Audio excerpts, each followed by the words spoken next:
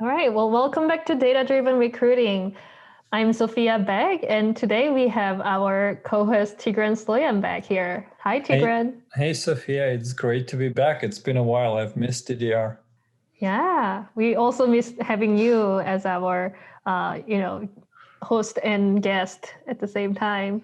It's Yeah. been many good episodes.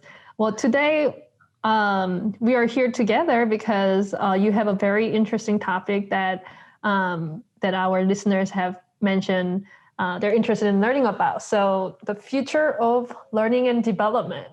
hmm Yeah, so L&D is a very interesting area because it has so many connections to talent acquisition in general, but it's often ignored, right? The connections are often ignored, and in many cases it's treated as a just complete separate area, complete separate department. But there's so many connections, and I figured a lot of it comes back to data-driven recruiting and assessments and measuring ability. So I figured this would be an interesting conversation where we can cover what are some of the bridges between talent acquisition and learning and development. How are those two similar and different, and where do we think the future of L&D is going to be? Yeah. So could you maybe start sharing how is it done today?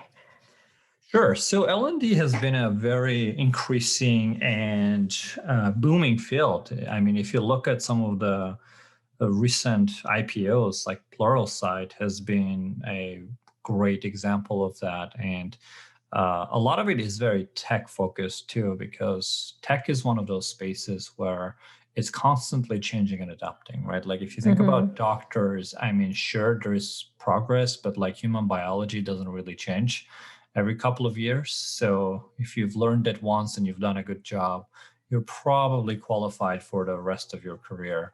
Whereas in technology, it's changing and adapting so fast that like some of the most popular technologies and frameworks and coding languages haven't been around for like more than 5, 6, 7 years. I mean, everybody, to give you an example, is saying React, React JS, et cetera, these days. It's like probably the hottest skill you can have. But like you go back 10 years, it was just being developed. No one even knew what it is. And it was like Right.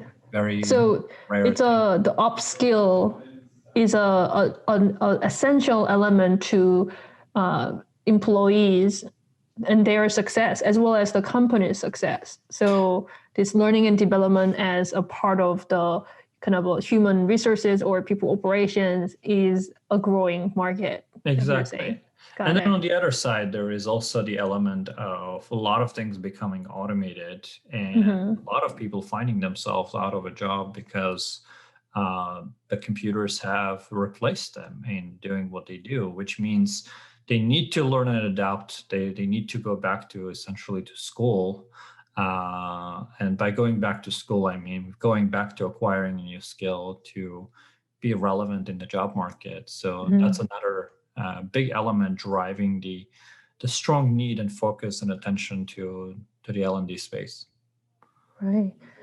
So, I mean, staying relevant and also being able to really fully realize your potential as a, I guess a workforce. L&D sounds like a very important part. How and you touched upon how is it connected to the recruiting portion?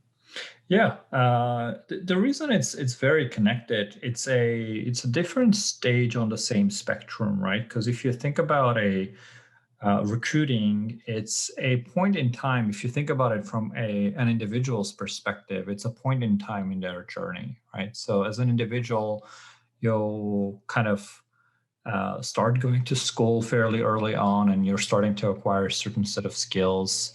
Once you hit college years, those skills start getting tested more seriously.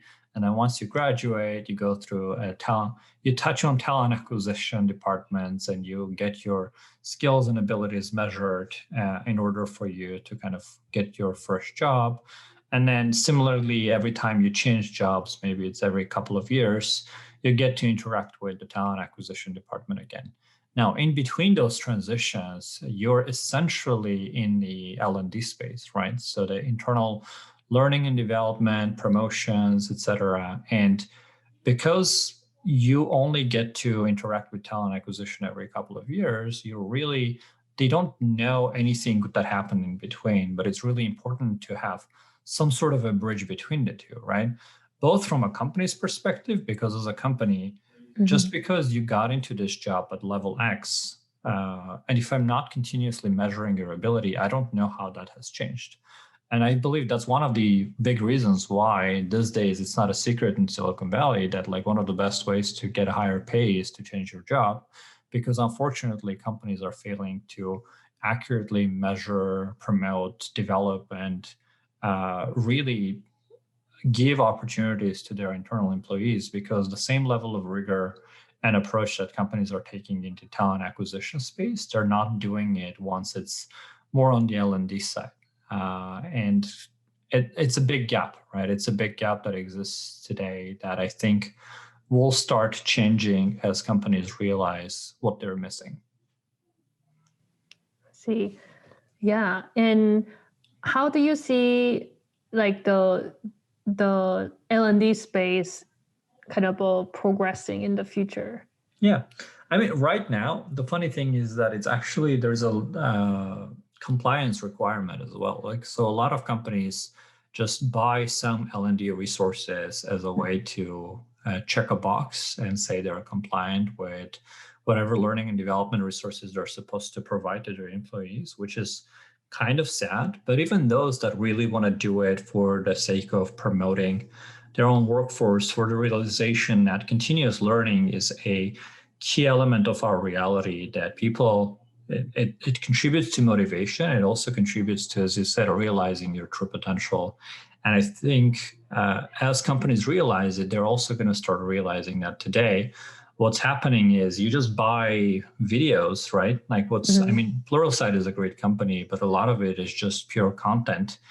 And both in the L&D space, as well as earlier learning, just pure videos without any calibration of, are you learning anything or are you not? Are you just putting this video there and being completely disconnected from it as that video plays? Or are you actually learning and mastering the skills that are trying to be presented in those videos? Right. And last but not least, calibrating and really pushing the concept of mastery-based learning, right? Like thinking of learning as building blocks where one gets built on top of the other. And unless you can actually make it more measurable, unless you can actually make it more customizable and unique to the person, you're not going to succeed in getting them engaged and getting them to really master and learn a true skill. So while content and very high quality content is very important, which is what's the industry, the learning and education industry as a whole, both in early as well as L&D space, has been focused on, the concept of mastery-based learning and the concept of really coupling content with practice, coupling content with assessments is going to become more and more crucial in the future. Yeah.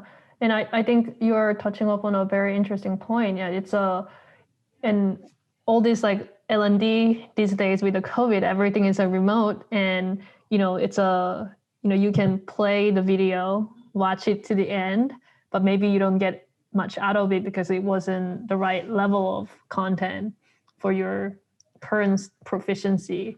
Yep. And that's really hard to do, right? I think in the one-to-one learning setup where the teachers or tutors can like tell whether you've understood and comprehended a concept by asking question and analyzing the answer, that's not happening in this current stage of L&D, it sounds like. Exactly right. So what happens is you really need to understand that, like, even when, especially for big companies, right? Big companies have no idea what's going on internally, unfortunately, because like you hire somebody and you knew what you were hiring for at that moment in time, but then the person works there for a couple of years and then you've just completely lost touch with what was going on, what's their skill set, what do they know, and you think they've watched some videos and they've taken some courses, but you have no idea because some people could have really learned and picked up those skills, others would have just completely skimmed through or did it because it was a requirement to do and just live it on. Right, and everybody learns differently, right? So for some people, video might work. For some people, that's not helpful at all, right? So unless you can like measure they actually comprehend it or what level they are in terms of a knowledge, it's going to be really difficult to make it effective for everybody. Yeah.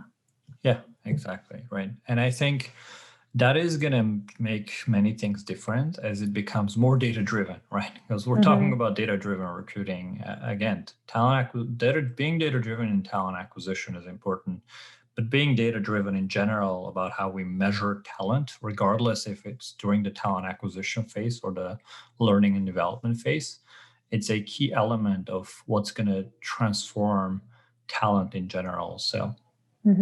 Thank you, Tiran, for joining us today and sharing your insights on the future of learning and development. Thank you. Yeah. It's great to be back. Yeah, great to have you back. And for more tips and insights on data-driven recruiting, please visit ddr.codesignal.com. We'll see you next time.